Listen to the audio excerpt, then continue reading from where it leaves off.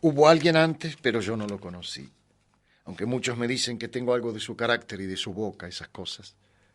A mí no me preocupa parecerme a alguien. Hay tantas caras en el mundo que uno tarde o temprano termina siendo otro. Yo quisiera hablar acá de los que sí conocí. Ellos dejaron huellas en mi vida y pienso que una forma de retribuirles que me hayan pisado es contar quiénes eran los que me enseñaron esas cosas. Para esa época mamá trabajaba en la fábrica de corpiños Peter Pan. Un nombre glorioso. No sé si todavía sigue funcionando. Mamá, por lo que me cuentan todos, era una mujer despampanante, parecía una vedette, piernas, culo, caderas. Vivíamos en un departamentito del barrio del Once, muy chiquitito. Yo pensaba que era como el Caño de Hijitus, el dormitorio de mamá, el living donde yo dormía en un sofá-cama y una kitchenette empotrada en la pared, eso era todo. Mamá tenía ropa tirada por todas partes, y cosméticos y revistas que se traía de la peluquería de su amiga. Mi madre era una gran lectora. A veces cuando ella iba a bailar yo me quedaba con la peluquera, una paraguaya que me hablaba de sus hijos, quienes decía tenían casi mi misma edad y estaban con su padre en Asunción. Yo no asociaba Asunción con un lugar físico, más bien me parecía un verbo. En mi memoria, el primero de todos fue Carmelo. Petizo, musculoso, exboxeador. Mamá me lo presentó una noche cuando la pasó a buscar para salir. Yo estaba mirando algo en la tele muy chiquita, diminuta, que la peluquera nos había traído de Ciudad del Este. ¿Ven? Ciudad del Este sí me pareció un lugar. Carmelo se me acercó y me estrechó la mano.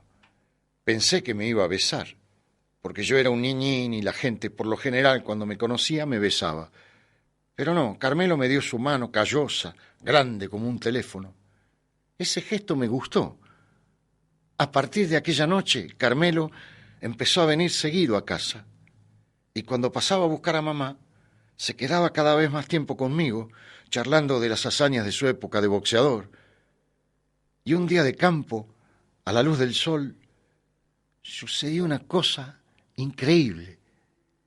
La piel de Carmelo, al aire libre, tenía el color de la cinta Scotch. Quiero que esto quede bien claro. No era como si estuviera recubierto de cinta Scotch, como una momia. No, tenía el color y la consistencia de la cinta Scotch. Así que lo bauticé, para mis adentros, Carmelo Scotch. Debe haberse visto extraordinario, casi desnudo, bajo las luces del ring. Cuando empecé a sufrir de los bronquios, mamá me tuvo que llevar a un hospital para que me curaran. Me hacían inhalaciones, me daban pichicatas, me decían que tenía que tomar sol.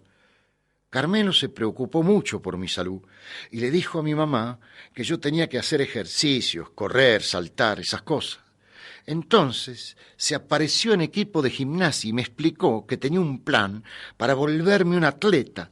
Extendió sobre la pequeña mesa de fórmica naranja del living un mapa con las etapas de ejercicios que él creía que me iban a cambiar el físico. Empezamos a practicar por las mañanas en el gimnasio donde trabajaba Carmelo. Abdominales, carrera en velocidad, cintura, cinta. Era grandioso. Él se paraba a mi lado mientras yo la sudaba y me gritaba, vamos, más fuerte. Téngale bronca al cuerpo, bronca, bronca, bronca al cuerpo, bronca, bronca. Después nos duchábamos juntos. Una vez me contó mientras nos secábamos que la alegría más grande de su vida la tuvo cuando le tocó pelear como semifondo de Nicolino Loche. No sabés lo que era pisar el ring del Luna repleto. Solamente vos, iluminado y todo mirándote. Las lucecitas rojas de los puchitos en la negrura de las tribunas. No sabés lo que era eso. Fue empate. Y aún llevo en mis oídos el grito de guerra de Carmelo Scotch. Téngale bronca al cuerpo, bronca, bronca, bronca. Una tarde mamá me dijo que lo había dado de baja. Tuvo que pasar una semana de hostigamiento para que me dijera por qué. Le había levantado la mano. Mamá era inflexible y para elegir a sus novios, una verdadera renacentista. Pasó del deporte al arte y al segundo candidato lo capturó delante de mis narices. El profesor Locaso había llegado al colegio para cubrir una suplencia y sin lugar a dudas para cobrar lo que pudiera cobrar sin hacer prácticamente nada. Llegaba, ponía sobre el escritorio un paquete de facturas o de merengue. Yo iba al cole de mañana y mientras cruzaba sus pies sobre una silla empezaba a engullir sin parar. Nos decía que teníamos que pintar lo que se nos ocurriera, así. En la hora del ocaso nos podíamos rascar el higo sin problemas. Así que agarrábamos hojas y dibujábamos cualquier cosa. Cuando se las llevábamos al ocaso para que les echara una mirada, mientras masticaba y dejaba de leer el diario, miraba nuestro dibujo y nos decía su célebre muletilla: más color, alumno, más color. Aunque la hoja estuviera untada de témpera como un pastel de panadería, él repetía: más color, alumno, más color. Estaba bueno, nos hacía reír. Por supuesto, para nosotros su nombre cambió de profesor Locaso al de profesor Más Color. Imagínense mi sorpresa la noche en que lo vi, sin su guardapolvo, con un traje oscuro que le quedaba un poco grande y con una botella de vino en la mano en el umbral de la puerta de mi casa. El profesor Más Color era un hombre de unos 40 años, con una herradura de pelo blanco que le rodeaba la nuca y que siempre estaba demasiado larga, descuidada. La frente le brillaba como una bola de billar, de cuerpo atlético. Cuando caminaba por el patio del colegio lo hacía zancadas. Según pude reconstruir mucho después, Más Color había entablado relación con mi mamá en el acto del 9 de julio, en el cual di 2 pasos adelante y recité un poema alusivo. El colegio se venía abajo de gente, y la noche anterior yo había estado muy nervioso. Tenía miedo de que en el momento de recitar el poema se me apareciera en la cabeza la laguna de Chascomún. Pero fue glorioso, verso a verso, demostré que tenía talento para recitar poemas. Y durante toda esa semana patria, mis compañeros y mis maestros no pararon de elogiar mi performance. Pero volvamos al idilio de Más Color con mi madre. De más está decir que fue la comidilla del colegio. Todos mis compañeros sabían que mi mamá salía con Más Color. A veces en los recreos algunos se animaban a preguntarme si eso me molestaba. Yo les repreguntaba: ¿que ustedes sepan o que ellos salgan? Silencio. Otros compañeros que trataban de ser más comprensivos conmigo me decían que me habría convenido más que mi mamá saliera con el profesor de matemática, no con el de dibujo. Materia dificilísima, matemática. Tenían razón. No puedo negar que yo ya había hecho ese mismo razonamiento. Bueno, el romance de mi mamá con Más Color duró casi 2 años. Cuando ellos terminaron, yo entraba en quinto. A diferencia de Carmelo Scotch, mi vínculo con Más Color fue relajado. El tipo se quedaba a dormir en casa 2 veces por semana y a veces salíamos los 3 a dar un paseo. Solo una vez salimos él y yo. Me llevó a ver una exposición de Salvador Dalí, pintor al que él admiraba. Le gustaban esas cosas retorcidas, relojes doblados, crucifijos espaciales. Esa tarde en un café tuvimos el siguiente diálogo con Más Color. ¿Te molestaría que yo pase más tiempo en tu casa?, me preguntó. No, le dije después de pensarlo un momento. Me parece que sería bueno que hubiera un hombre en la casa y yo estoy pensando en casarme con tu mamá. Todavía no se lo propuse porque primero quería saber tu opinión. El único problema es que la casa es muy chiquita, opiné. Si vos y tu mamá están de acuerdo, podríamos mudarnos a otro lugar, con patio. ¿Te gustaría tener un patio para jugar? Sí, le dije después de pensarlo un momento. Más Color pareció satisfecho con mi respuesta. Nos estrechamos la mano y me llevó a viajar por el subte. Me mostró todas las combinaciones posibles y los diferentes modelos de trenes que existían. Cuando llegamos tarde a casa, se encerró con mi mamá a charlar en el dormitorio. Me pareció que discutían. Yo me puse el pijama, me lavé los dientes y me acosté a dormir. Me desperté a mitad de la noche y me pareció todavía más nítido que estaban discutiendo. La semana siguiente Más Color no se quedó a dormir ni una hora y si bien llamaba por teléfono y hablaba con mamá, yo empecé a presentir que algo andaba con mal color. Traté de recordar la charla que habíamos tenido para ver en qué se le podría haber complicado la cancha, ¿no? Saqué las siguientes conclusiones. A mamá, sin dudas, le convenía tener un hombre en casa. Es más, ella siempre estaba diciéndole a la peluquera paraguaya que deseaba encontrar un sustituto de padre para mí, lo cual a mí me parecía razonable. Yo envidiaba, cuando iba a las casas de mis amigos, cómo ellos podían sentirse seguros y exhibir sus padres. Así que por el lado del casamiento no debería haber habido problemas, ¿no? Creo que el conflicto estuvo en el asunto de mudarse. Por algún motivo recóndito que a mí me costaba y aún me cuesta entender, mi mamá amaba la posilga de Plaza 11 o The Eleven Park, como ella decía. Algo en la casa tocaba su fibra más íntima y contra esas cosas es imposible marchar. Una tarde de invierno, mientras mamá se hacía la toca, me comunicó que Más Color había entrado en la inmortalidad. Ahora pienso que mi infancia estuvo separada por tandas en las cuales mi madre me informaba las bajas de sus noviazgos. Yo seguí viendo a Más Color durante 3 años, quinto, sexto y séptimo. Pero, salvo saludos incómodos cuando nos encontrábamos de frente en el patio del colegio, nos evitábamos. Aunque es justo decirlo, gracias a él conozco a la perfección la línea de subterráneos que cruza la ciudad. Jamás podría perderme. Más Color ya era historia cuando me anoté en el Ateneo de la iglesia de San Antonio para jugar a la pelota todas las tardes. Los curas te atrapaban con una cancha extraordinaria y a cambio te pedían que tomara la comunión. Así que fui derecho a catequesis y terminé como monaguillo en un par de misas. Una tarde mamá me pasó a buscar y me dijo que la esperara porque quería confesarse. Me pareció raro ese gesto viniendo de ella, pero es verdad que para ese entonces se pasaba mucho tiempo en la cama, como si algo le hubiera roto el ánimo. El padre Manuel la escuchó en silencio, en el confesionario. Mamá empezó a venir tarde de por medio para confesarse o para caminar charlando con el padre Manuel. Me dijo que el cura, que era muy joven, lograba darle ánimos para vivir. Mamá, ¿por qué no quiere vivir?, le pregunté.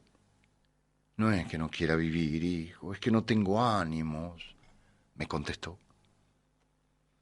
Una noche en que me había quedado más de la cuenta en la casa de un amigo, me sorprendí viendo salir al padre Manuel de mi edificio. Lo que más me sorprendió fue que estaba vestido como un hombre cualquiera. Él no me vio, pero yo lo vi clarísimo porque estaba en la vereda de enfrente. No dije ni mu. Cuando entré a casa, mamá estaba con los ojos rojos, como si hubiera estado llorando. Al otro día se la pasó encerrada en su pieza con la peluquera paraguaya. Cuando abrían la puerta porque necesitaban ir al baño o a buscar algo a la cocina, salió un olor espantoso a cigarrillo. Creo que por eso yo no fumé nunca. Decidí hablar con el padre Manuel después de que me encontré a mamá sentada en el livincito, con unas ojeras inmensas. Parecía que había estado sentada ahí desde su pubertad. Todos los aparatos de la casa decidieron suicidarse, me dijo con una voz muy ronca apenas me vio. No andaba la heladerita, no andaba el televisor, y el calefón hacía un ruido horrible cuando abríamos la canilla de agua caliente. El padre Manuel estaba leyendo en su cuarto, me dijeron. Le dije a la monjita que lo necesitaba urgente. Al rato lo vi venir por el corredor de la escuela. Esta vez tenía su sotana negra, impecable. Me acarició la cabeza y salimos a caminar por la cancha de fútbol que a esa hora, las 2 de la tarde, estaba vacía. Era un día primaveral. Padre, no sé qué le pasa a mi mamá, le dije. Sentí que la voz me salía del pecho. Hijo, me dijo a pesar de que era muy joven, ¿sabés cuál fue el calvario de nuestro Señor Jesucristo? Todo el asunto de los romanos y las espinas en la cabeza y la traición de Judas. Exactamente. Quiero que pienses mucho en esa parte de la historia de nuestro Señor, porque muchas veces en la vida los adultos tenemos que hacer grandes sacrificios. ¿Entendés? No le entendí un carajo, pero asentí. Me estaba dando un pesto bárbaro. Tu madre es una mujer ejemplar. Quiero que eso te quede bien en claro. Y la mayoría de las veces las personas muy íntegras sufren demasiado. Ahora vamos a ir a la iglesia y nos vamos a arrodillar para rezar por ella. Y así fue, rezamos en silencio. Para ser sincero, yo no recé. Mi cabeza saltaba de una imagen a otra, como si fuera un videojuego. Lo veía el padre Manuel con la sotana, después lo veía en ropa sport, como lo vi cuando salía de mi edificio. Después me lo imaginaba en calzoncillo, después jugando al fútbol. Al final me dio la mano y me dijo que me fuera tranquilo, que el Señor sabe lo que hace. Lo cierto es que mamá no volvió a la iglesia y a los pocos meses lo trasladaron al padre Manuel a un convento en Córdoba. El Señor no se equivocaba porque mamá empezó a andar mejor y finalmente salió de esa melancolía en la que estaba hundida. Arreglamos el televisor, arreglamos la heladerita y sacamos el calefón y pusimos un termotanque. Pasó casi toda mi secundaria sin que mi mamá trajera otro novio a casa. Y justo cuando me estaba preparando para entrar en la universidad, llegó el último y quizá el más importante para mí. Se llamaba Rolando, trabajaba poniendo antenas en las alturas y fue clave porque él me habló por primera vez de mi padre. Porque él estaba obsesionado con el tipo que fue mi padre. Mamá lo conoció en un grupo que se reunía los domingos en el Hospital Pena. Era un grupo de ayuda psicológica para poder superar la tristeza de los domingos. No era que mi mamá se pusiera mal los domingos. Fue acompañando a la peluquera paraguaya que los domingos a eso de las 7, 8, invariablemente, se quería matar. Rolando estaba yendo porque era de un equipo de fútbol que se había ido a la B y por eso sufría los domingos sin partidos. Según mamá, fue un flechazo fulminante. Rolando tenía rulos, un corte tipo Príncipe Valiente y la voz ronca. Me cayó bien enseguida. Y cuando me enteré de que se la pasaba en los techos de los edificios, arreglando y poniendo antenas, no te imaginás. Me encanta la gente que se cuelga de los techos. Me encanta saltar por los techos de las casas. Así que rápidamente, yo tenía 17 años, me le pegué como acompañante en su trabajo. Era superior. En el verano subíamos a las cimas con una heladerita de telgopor donde poníamos 6 latitas de cerveza. A veces, si no habíamos comido, nos llevábamos en un tupper queso y dulce. Después de arreglar las antenas, nos sentábamos a, como él decía, chamullar. Rolando estaba obsesionado con la vida que llevaban algunas personas. Fíjate esos tipos que andan por el mundo jugando en el equipo que les hace de sparring a los Globetrotters. Eso es espantoso. Recorrer el mundo poniendo la cara para que esos negros guachopijas te hagan hacer el ridículo. Déjate de joder. Hay destinos espantosos, ¿no? Y siempre después de las cervezas me hablaba de mi viejo. Yo no sé cómo tu mamá le pudo creer a ese imbécil todo lo que le decía. ¿Vos sabés que tu viejo andaba metido en la guerrilla? Y que prefirió eso a tener una familia, cuidarte a vos, a verte crecer. ¿Vos sabías eso? Y tu mamá lo creía un tipo grosso, inteligente. ¿En serio, nunca viste ni una foto suya? Una tarde, mientras veíamos caer el sol desde los techos de un edificio altísimo, me dijo: «Vos sabés que yo ahora te quiero mucho». «Sí, lo sé», le dije, y sentí que se me ponía la piel de gallina. Pero antes no. No podía ni verte porque pensaba que eras un polvo de tu viejo hecho carne. No le contesté nada porque me quedé pensando en su expresión y me acordé de cuando el padre Manuel decía que Cristo era Dios hecho carne. Rolando se bajó las cervezas y al rato dijo: a esta hora en Italia, ¿sabés cómo la llaman? El pomerillo. ¿Sabés por qué? No dije ni mu. Porque pomerillo significa tomate. Mirá, ¿ves el color que tiene el cielo? ¡Qué capo! ¡Qué capo! El cielo estaba rojísimo, agregó. ¿Ves? Desde acá podemos ver toda la ciudad, ¿no es fantástico?